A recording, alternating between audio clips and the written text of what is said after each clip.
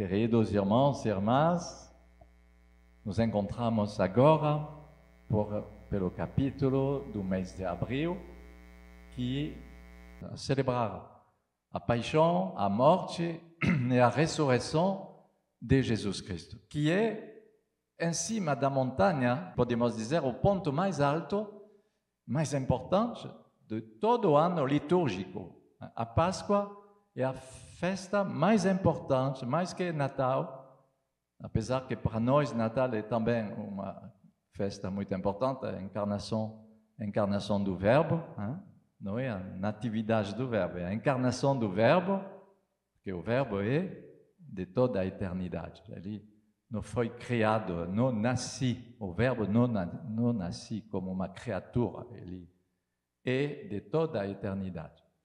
Então, a festa da Páscoa é a primeira grande festa cristã por nós. É o cume da montanha, porque realmente é o momento mais importante de nossa fé. Por quê? E vamos ver. Vamos fazer uma leitura a partir da ressurreição dos momentos da morte de Jesus e como essa morte de Jesus realizou nossa salvação, nossa redenção. Vamos fazer um olhar retrospectivo a partir da ressurreição. Então, Paulo vai dizer na 1 Coríntios 15, 17, se Cristo não ressuscitou, ilusória é a nossa fé. Perdemos a fé, porque nossa fé é baseada sobre esse evento muito importante que faz que hoje é possível de dizer eu encontrei Jesus. É realmente Cristo vivo que nos provoca a fé, ou o recuso da fé, ou a não fé, o não acreditar. Ou uma espécie de meio termo que é no meio. Não, eu não sei, talvez eu acredito. Com pessoa que tem uma certa crença, mas a crença não é a fé.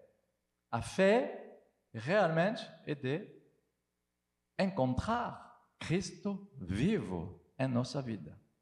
Essa história faz 2000 anos, não é? Tem milhares de pessoas que encontraram Jesus e o povo da fé, a igreja não para de crescer. Eu vi que o último recenseamento dos católicos no mundo, 1 bilhão 400 milhões de católicos, e também sem contar os cristãos de outras igrejas, confissões, evangélicas, ortodoxas, protestantes. Mas essa fé realmente é baseada sobre a paixão, a morte e a ressurreição de nosso Senhor Jesus Cristo. Vamos ver tudo isso nesse capítulo. É justamente a celebração da nova aliança, e por isso que no Tríduo Pascal vamos ouvir como foi a fundação da primeira Páscoa, Êxodo 12, que foi a primeira Páscoa dos israelitas, quando eles saíram do Egito e entraram no deserto. Então, essa primeira aliança com Abraão, antes de Abraão tinha outras alianças, Noé, Adão. Primeira aliança do Antigo Testamento foi com Abraão, depois que se continuou com Isaac, Jacó, os profetas, até Jesus Cristo. E com Cristo acontece uma nova aliança que é celebrada realmente na Páscoa. Jesus podia celebrar uma nova festa, não sei como se chamaria, mas ele entrou na liturgia do povo de Deus porque essa Páscoa, como diz Êxodo 12, é um decreto perpétua, um decreto que não tem fim. Então Jesus entrou nessa liturgia judaica e celebrou a nova Páscoa cristã. E os judeus continuam a celebrar a Páscoa do modo da primeira aliança. Mas em Cristo, agora, não tem mais cordeiro a oferecer, não tem mais sacerdote a representar Deus e representar Cristo, ele mesmo o sacerdote, não tem templo sagrado de Jerusalém como lugar sagrado. O templo agora, a partir do corpo de Jesus, se torna também cada um de nós nosso próprio corpo, e também o corpo místico que representa a igreja. Então, todos esses elementos da primeira aliança são concentrados e renovados e celebrados nessa nova aliança que é celebrada na Páscoa. Então, é por isso que é uma aliança nova e eterna. A partir dessa Páscoa em Cristo, é uma nova aliança eterna. Não vai precisar de inventar outra coisa. Até a volta de Jesus será assim. Até a parousia, a volta gloriosa de Cristo, será assim, de Páscoa em Páscoa até a volta de Jesus. Um dominicano famoso, o Padre Lagrange, que é uma instância de beatificação, que fundou a Escola Bíblica de Jerusalém, que fundou, se podemos dizer, que traduzia a vossa Bíblia, a Bíblia de Jerusalém, ele que fundou essa escola em Jerusalém, a Escola Bíblica. O Padre Lagrange diz que essa nova aliança é realmente o abraço de Deus. Eu pensei, os brasileiros vão gostar disso, porque o abraço de Deus, que é celebrado em Cristo na Páscoa cristã. Deus abraçou a humanidade. O Filho de Deus, que tomou sobre si o mal e todos os infortúnios e misérias da humanidade de todos os tempos, derrama a glória de sua divindade sobre aqueles que fazem um ato de fé, que acreditam. O Concílio Vaticano II, Gaudium et Spes número 22, vai dizer: pela sua encarnação, ele, o Filho de Deus, uniu-se, de certo modo, a cada homem. Pela sua encarnação, já. E Lagrange vai completar, dizendo: e pela sua Páscoa, ele faz o abraço a cada homem e a toda a humanidade.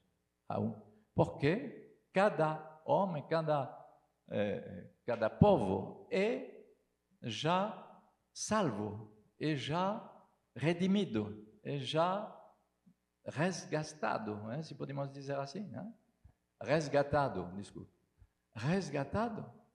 pelo sacrifício de Cristo. E isso é nossa fé, isso é o centro, é o ponto alto de nossa fé.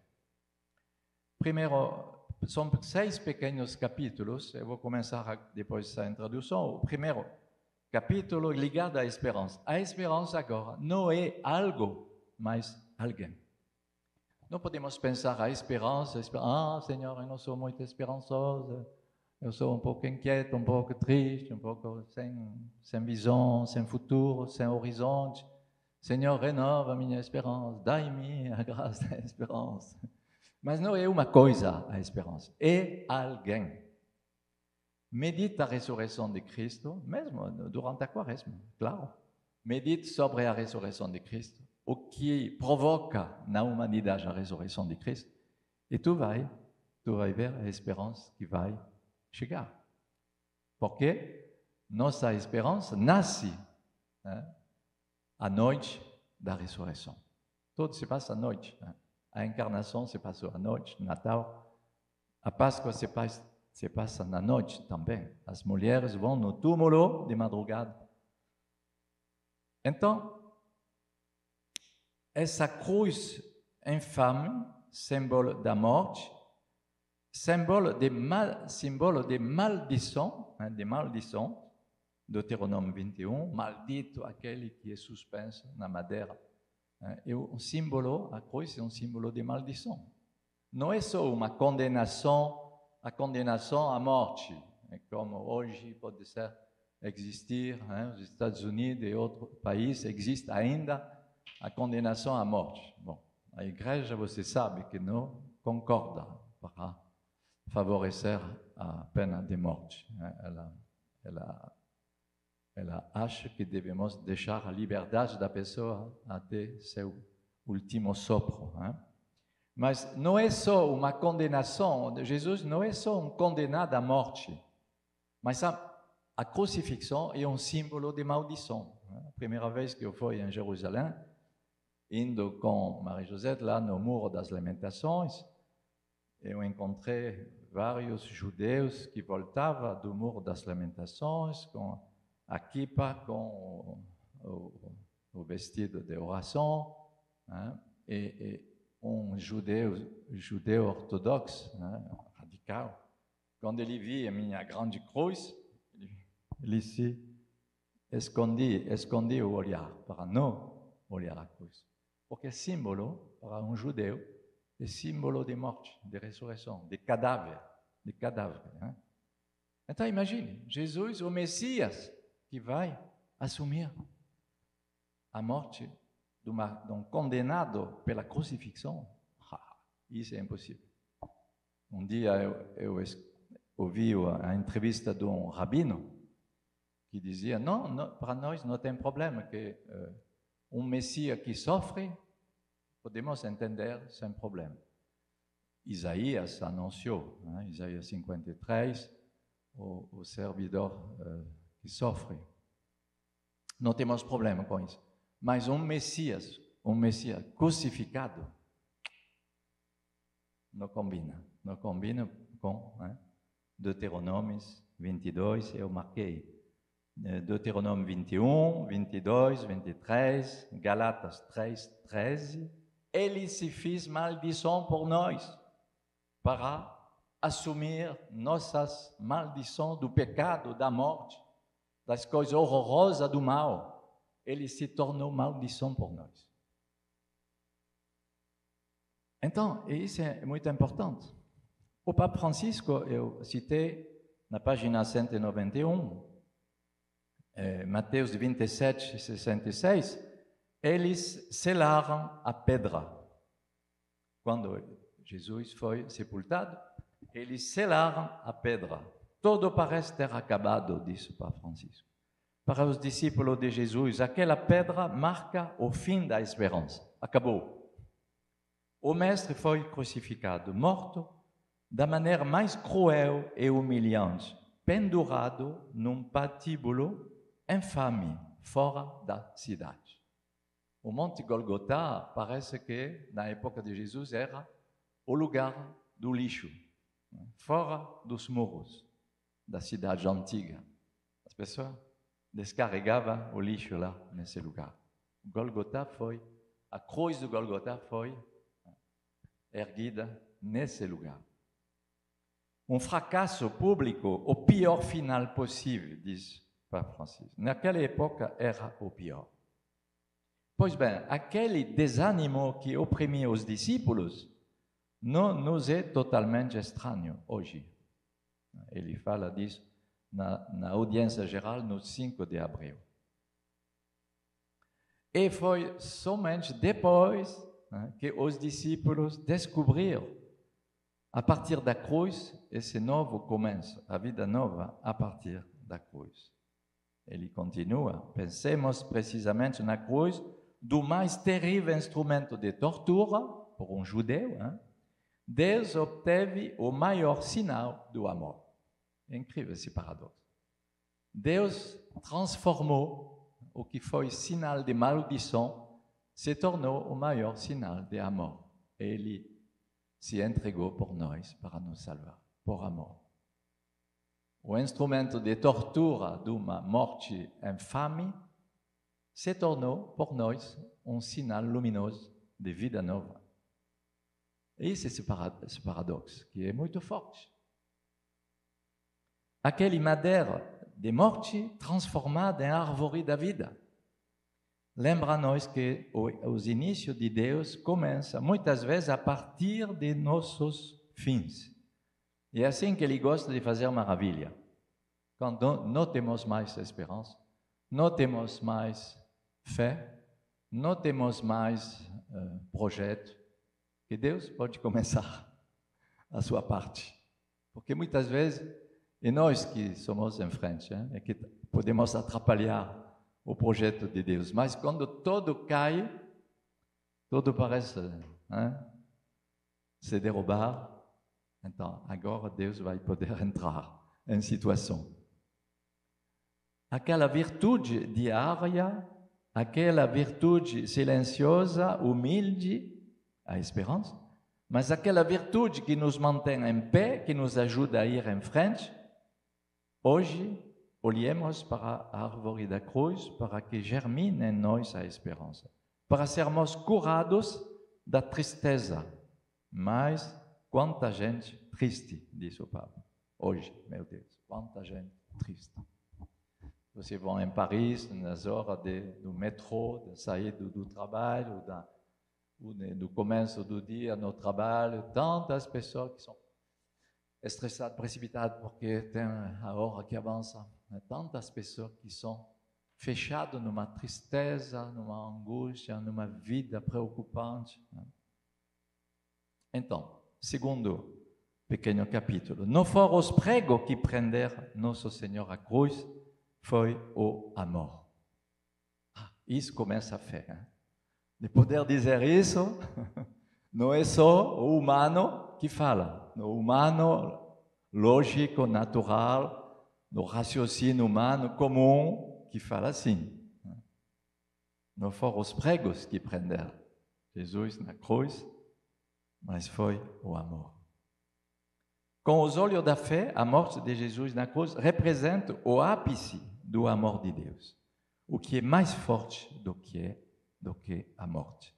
Nem os pregos, nem a cruz podia ter detido o Verbo, o Filho de Deus, se o amor não o tivesse prendido. É Santa Catarina de Sena que expressa isso nas suas cartas, Santa Catarina de Sena. Essa palavra vem de Santa Catarina. O sangue de Cristo tornou-se fonte para lavar nossas enfermidades. Os cravos tornaram-se a chave para abrir a porta do céu. Tantas imagens lindas, hein? Os cravos sozinhos não seriam suficientes para retê-lo, se não houvesse o amor. São esses laços que amarram a alma em Deus e tornam uma só coisa com Ele, numa união de amor. O doce, eterno amor, tu purifica a alma, dissolve a nuvem da paixão sensível, ilumina a inteligência e faz contemplar a eterna verdade. Essa citação você pode sublinhar, é muito bonita. E ela vem de Raimundo de Capoue, que foi o confessor que recolhia todas as confissões de Santa Catarina de Sena. Ele foi completamente impregnado da espiritualidade de Santa Catarina.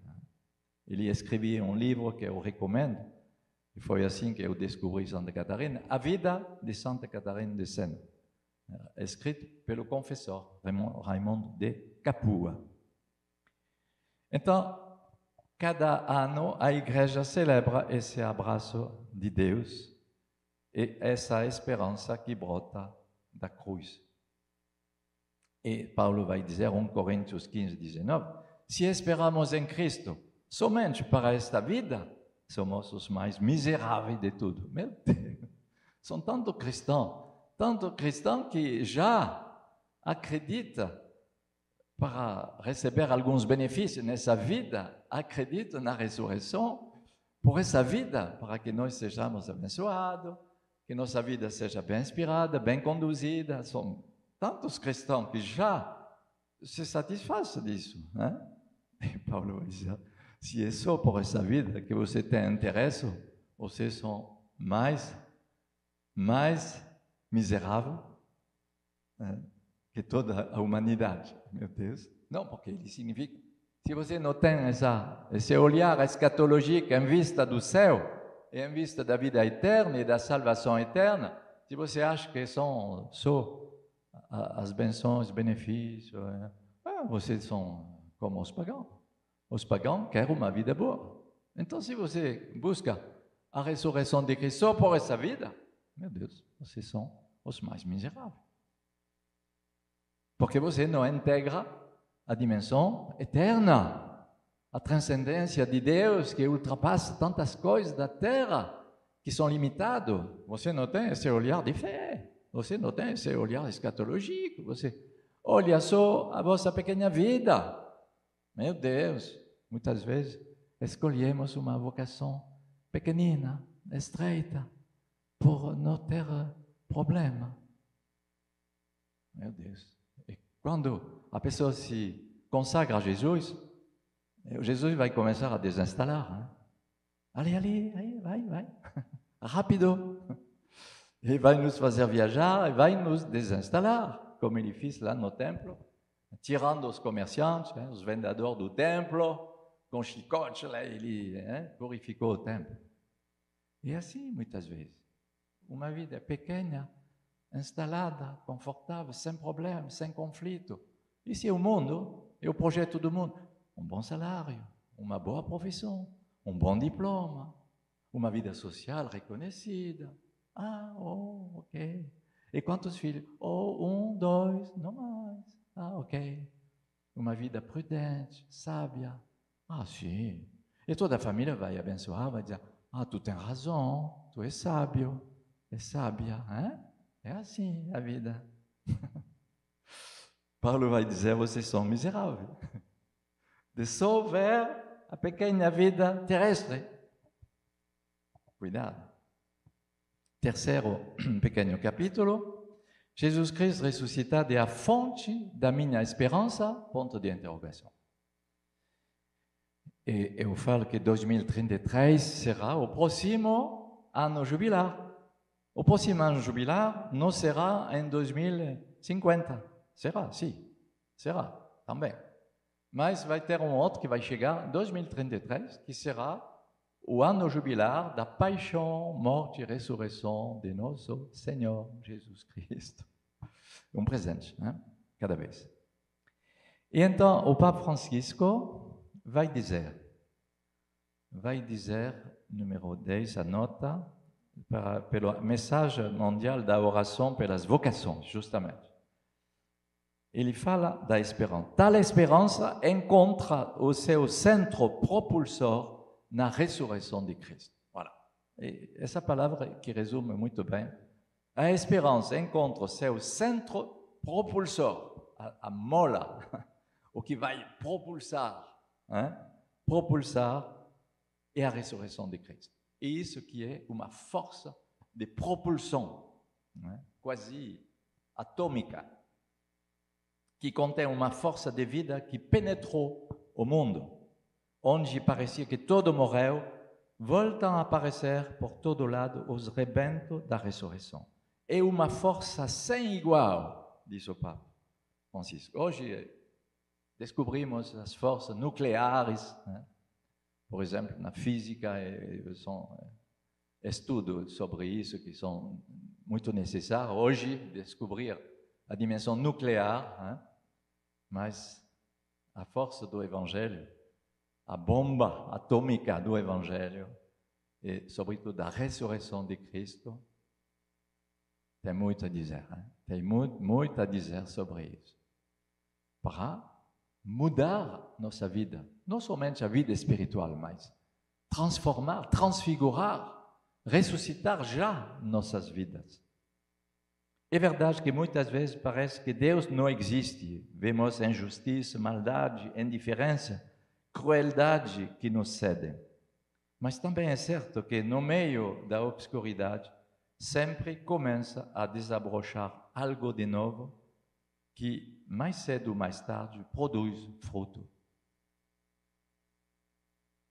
E eu cito a palavra de Efésios 1, 17 e 19, que o Deus de nosso Senhor Jesus Cristo, o Pai da glória, vos dê um espírito de sabedoria e de revelação para poderdes realmente conhecê-lo.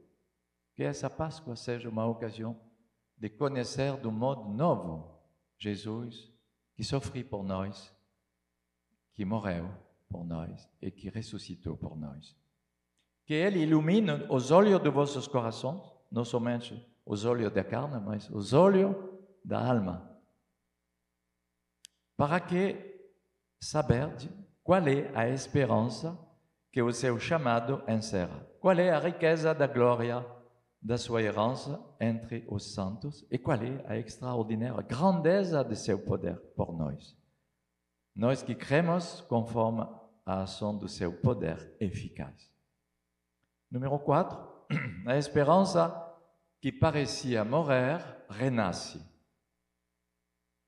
E o Papa, no 5 de abril, na audiência geral, vai falar em 3 dimensões. Talvez eu vou acelerar um pouco para não, porque são palavras muito profundas que vocês vão poder meditar, um momento da adoração na capela. Você pode meditar sobre essas 3 dimensões. Vemos Jesus despojado, depois de ter crucificado, dividir suas vestes. Bom, a humilhação do caminho que ele deve passar para nossa redenção. E o Papa fala de tudo que é maquilhagem, tudo que é superficial, nas aparências, e que combina com falsidade. Jesus sofreu justamente essa humilhação por nós. Depois, segunda página 197, aos olhos do crucifixo, vejamos Jesus ferido. Em primeiro, vimos Jesus despojado. Em segundo, Jesus ferido.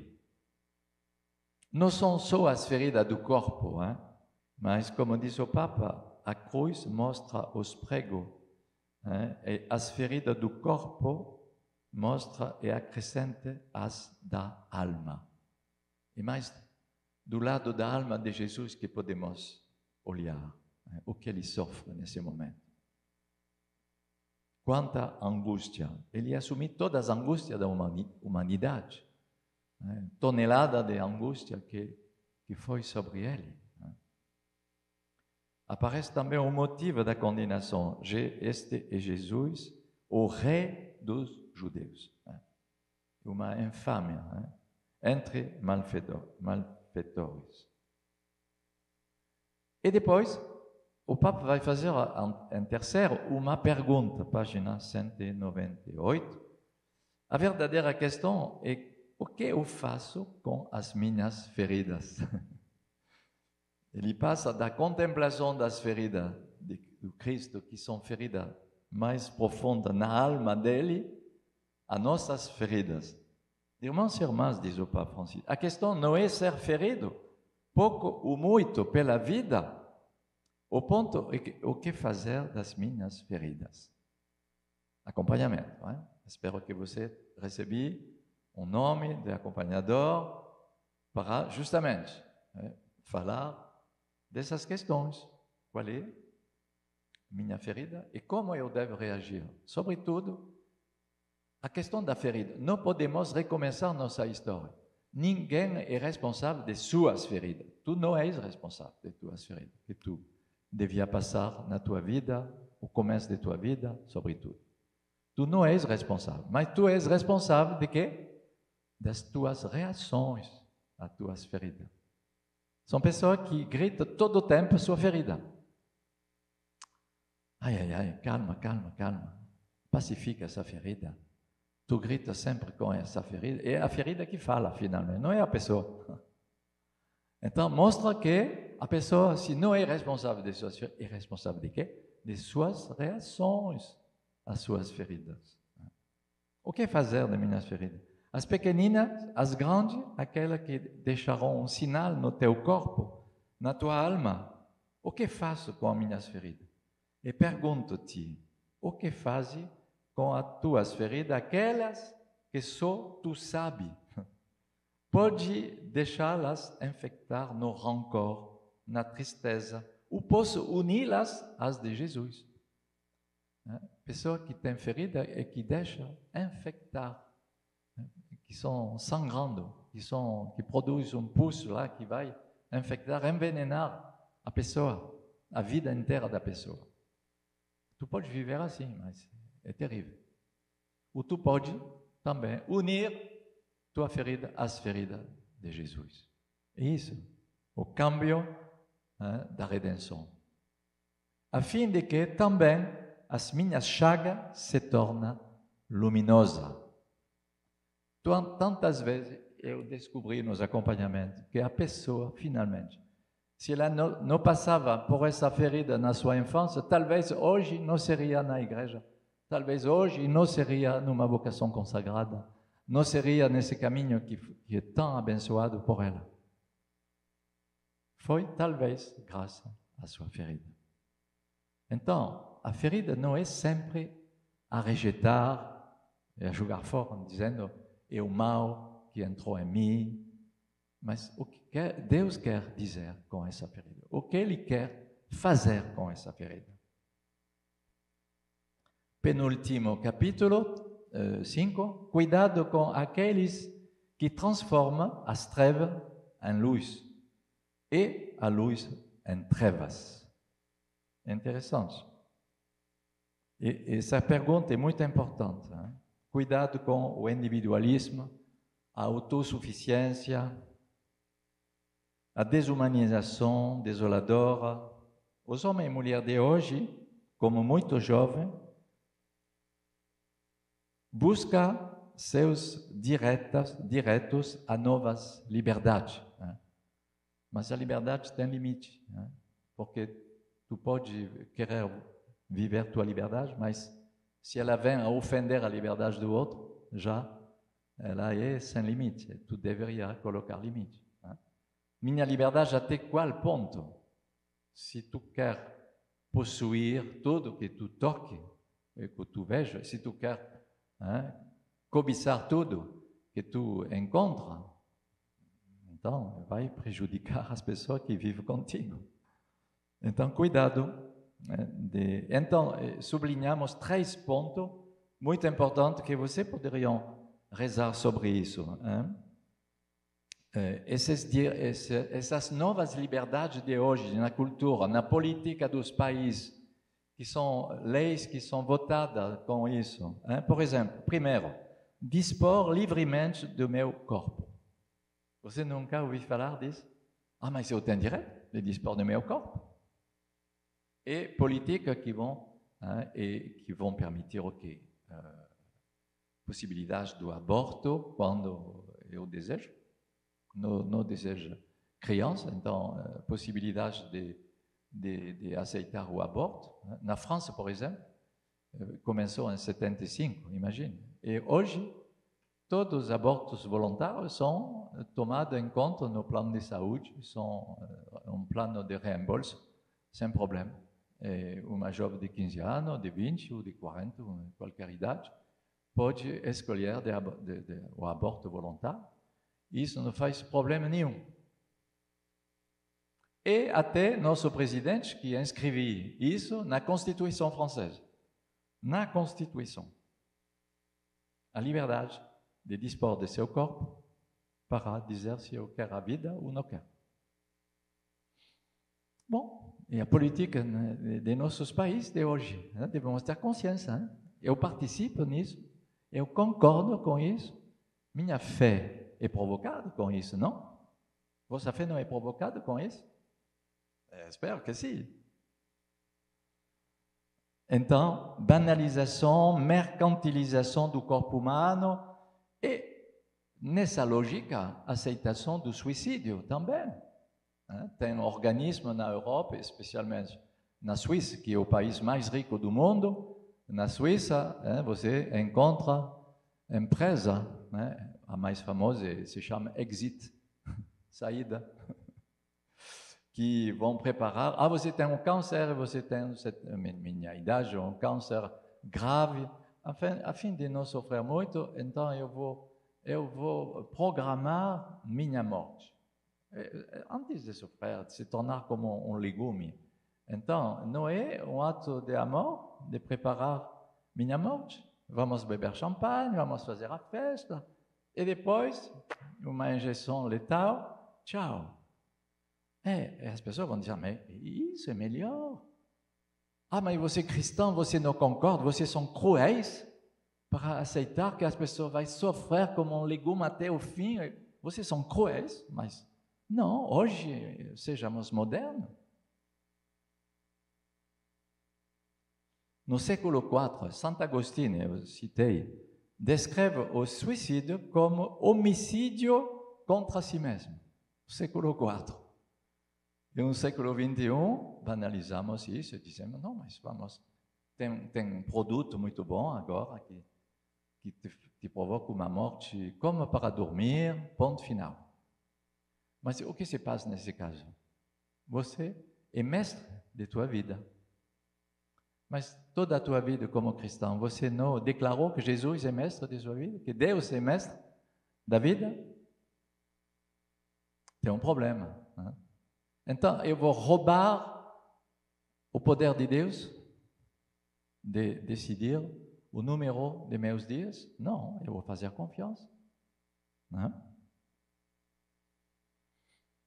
Se vivemos, é para o Senhor que vivemos, né? Diz Paulo, Romanos 14:8. Se morremos, é para o Senhor que morremos. Essas pessoas são numa visão materialista e humana, sem fé, sem relacionamento com Deus e com a ressurreição de Cristo. Bom, primeiro, dispor livremente do seu corpo, de aprofundar essa questão. Segundo, o direito à interrupção voluntária de gravidez, já falamos disso, não sei porquê. Vem em segunda essa questão. Também, o terceiro, finalmente, eu comentei já os três. Hein? O terceiro, direito de decidir o dia de sua própria morte. Hein? Voilà. Vocês vão poder meditar sobre isso, em relação com o meu corpo, nosso corpo. Né? O fato dessa lei do aborto, esse tipo de coisa, é muito forte. Né? Interrupção, se chama interrupção voluntária da gravidez. Né? É isso que é, agora que passou na Constituição, graças ao nosso presidente Macron, que, apesar de amar muito o Papa, eu acho que ele não escutou o Papa até o fim. Porque para fazer passar essa Constituição, essa dimensão. O aborto voluntário é um homicídio também. E o Papa Francisco escreveu, no 23 de maio de 2024, esse projeto de lei reintroduz à nossa estrutura legislativa o poder de dar a morte. Né? E então ele comenta isso, eu citei, ok?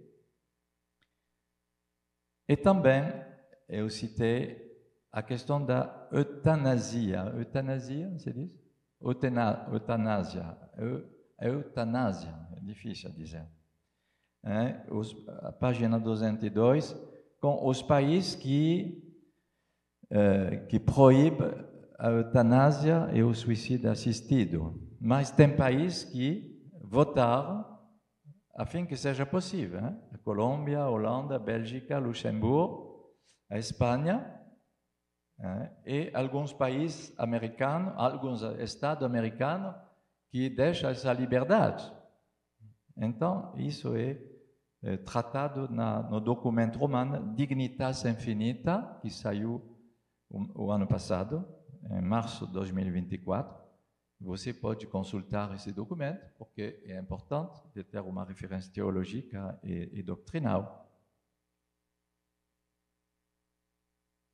Ok? E eu acabei essas três questões a partir de um texto que vocês vão ler. Eu não tenho tempo de ler agora, porque senão vai nos fazer passar muito tempo. Mas um texto muito interessante de um filósofo francês que se chama Fabrice Adjadj, que é de origem judaica, com um pai árabe e que se convertiu no catolicismo, na Igreja Católica. Então, ele escreve de uma maneira maravilhosa. Eu amo muito esse filósofo, ele não tem 50 anos, é jovem. E ele descobriu que a eutanásia significa boa morte em grego. Eu, que significa bom, e thanatos, thanatos, que significa morte. E então ele foi sempre afastado de buscar essa etimologia, porque isso parecia, nessa moda de hoje, provocar a morte, justamente. Mas o termo, e por isso que Isaías diz, eles falam o mal, o que é bem, e fala o bem, o que é mal. Eutanásia, se você pensa e fala disso hoje, vai fazer pensar morte voluntária. Não, na etimologia significa boa morte. É muito enganador, justamente. Então, ele desenvolve esse eufemismo, né? Esse eufemismo que, em lugar de passar um remédio, faz passar um veneno, né? Finalmente. Vamos, ele cita Isaías 5:20, aí, daqueles que chamam o mal de bem e o bem de mal, que transformam as trevas em luz e a luz em trevas, que transforma a amargura em doçura e a doçura em amargura. Nossa vida espiritual nos ajuda a esse discernimento, né? O discernimento dos espíritos, e isso é muito importante a trabalhar. Para vocês que vivem, começam o ano sabático também, de buscar, né? Porque o que significa o discernimento dos espíritos? São três a discernir. Essa coisa vem de Deus, realmente. A eutanásia, essa lei, o aborto voluntário, esse tipo de coisa, vem de Deus, ou vem de nós, de nosso espírito, de nossa vontade, pode ser, a dimensão humana, política, né, dos países, ou vem do demônio, inspirado por aquele que provoca as tentações, aquele que divide, né, o divisor, o acusador dos irmãos. Então, são três espíritos a discernir. Vem dos homens, no meio, vem do diabo, ou vem de Deus. Os maniqueístas, na época de Santo Agostinho, acreditavam que tinha dois poderes, o bem e o mal. E o homem era um brinquedo, entre o bem, as forças do bem, ou as forças do mal. Mas isso era uma heresia. Por quê? Os maniqueístas deviam desenvolver também a potência, a escolha do homem, do que é humano. As políticas, as filosofias, as decisões que são tomadas e que vêm do homem. Então, são três espíritos a discernir. E isso é muito importante. Então, eu aconselho de ler essas duas pequenas páginas de Fabrice Adjadj, porque é muito interessante. Para finalizar, o número 6, 1000 anos são, aos olhos do Senhor, como um dia de ontem que passou. Deus conhece o número de nossos dias. Salmo 90, ensina-nos a contar nossos dias, para que venhamos a ter um coração sábio. Quem sabe no dia de sua morte? Santa Teresina morreu há 24 anos. Ela diz ela mesma, eu nunca pensei morrer jovem, então eu acho que eu faço a vontade de Deus, porque eu nunca fui de mim mesma, essa vontade. Talvez ela foi protegida, podia se tornar depois o contrário do que ela começou. Talvez o Senhor protegia ela, mas Deus sabe, Deus é mestre do número de nossos dias. Um outro, como São João, vai morrer há quase 100 anos, na ilha de Patmos, em frente da Turquia, e vai morrer até... Bom. E outros apóstolos morreram, como Paulo, Pedro, Tiago, e ele morreu há quase 100 anos. Por quê? Porque ele escreveu Apocalipse no final de sua vida. Tão lindo esse livro, do Apocalipse. O Senhor esperava. Então, isso merece de nos ajoelhar o número de nossos dias pertence a Deus, não nos pertence. É o nosso mestre de minha vida. Eu sou imortal até o fim de minha missão. Ponto final. É tranquilo. Se eu devo morrer amanhã, é que meus dias são já completaram o número. Então, na Páscoa, uma nova porta, uma passagem pela verdadeira vida que se torna porta de luz e fonte de esperança. 1700 anos do Conselho Ecumênico de Niceia, o Papa queria ir na Turquia, em Niceia, para celebrar em maio esse aniversário do Credo de Constantinopla. Eu não sei se ele vai poder ir, ele queria. É a festa que celebra a divindade de Jesus Cristo e sua igualdade com o Pai, como se diz? Com igualdade, consubstancial ao Pai. E esse concílio que celebra. Creio em Jesus Cristo, gerado, não criado, consubstancial ao Pai, e por meio dele todas as coisas foram feitas. Então, que o Senhor renova nossa esperança nessa festa da Páscoa e, sobretudo, nessa passagem entre a morte de Jesus, que vamos acompanhar, a paixão de Jesus, que vamos citar, ouvir, ler, meditar, e essa força nova da ressurreição que transforma nossa vida, transforma nossa fé. Não podemos viver como as pessoas que viviam antes de Cristo. Não podemos. Somos responsáveis agora de realmente nos assumir e tomar posse dessa herança do Cristo que morreu, que sofreu, que morreu, que ressuscitou por nós.